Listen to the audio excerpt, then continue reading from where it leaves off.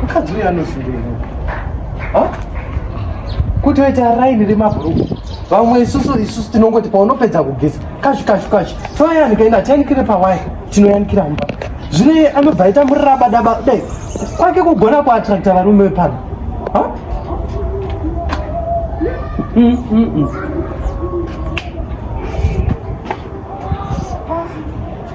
Kuito tutambo.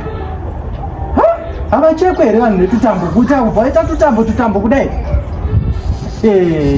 Zvakaoma zvatinoona pano.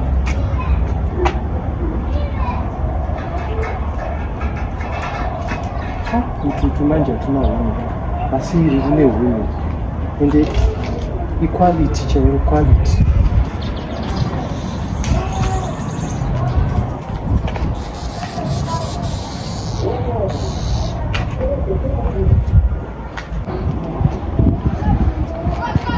Ende rinonecha nehembe dzangu chaizvo.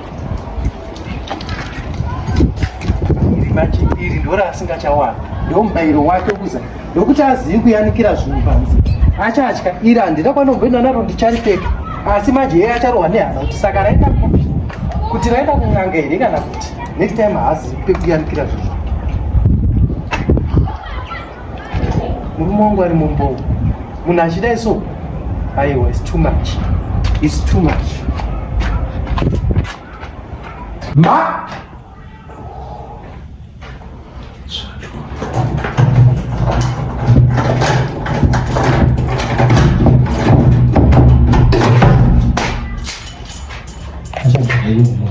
Umuntu omachagara.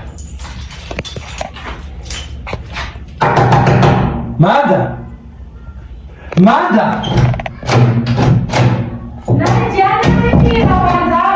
Oh, Diana kukira ipanza apa mwewa munogara naye pana pandiana. Mai unoti vulezo. Muchenda kupi?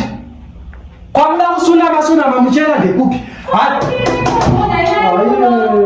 Handina kukuudza kuti kana murume wangu baba ari kudoka navari pano musapenenedze panapa. Ezvino mama kuti penenedza makapfeka kamini.